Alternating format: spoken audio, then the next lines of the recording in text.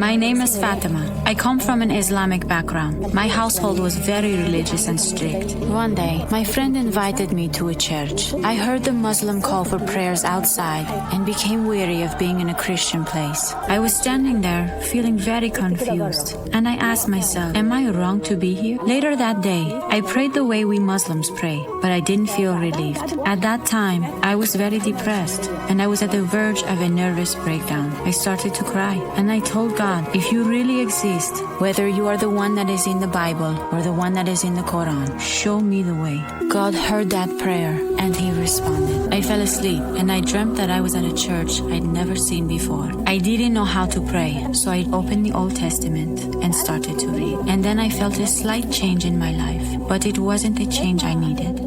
My family found a photo of the church I had visited from my dream. They would say things like, you're not allowed to leave the house. They would also say, it is allowed for us to kill a deserter. It continued till the day I left, and the Lord opened the door for me. Someone that I knew told me of someone's house that I could stay at. One day, I was watching the TV, and I saw Leading the Way. A number came up on the channel, and so I called. Brother Noor picked up my phone call. I told him about my situation, and he told me to meet him. We met at the church. He handed me a book called Finding the Joy You Always Wanted by Dr. Michael Youssef. This book was a shifting point for me.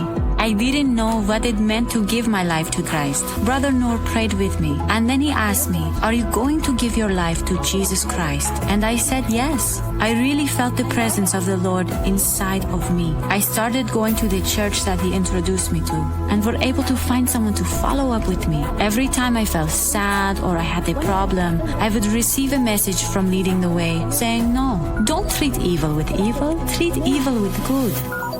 I thank the ministry for helping me. They will be the reason a lot of people come to Christ. I used to be very scared of death, but now I wish for it. I already booked a trip with the Lord because now I know I have already gained eternal life.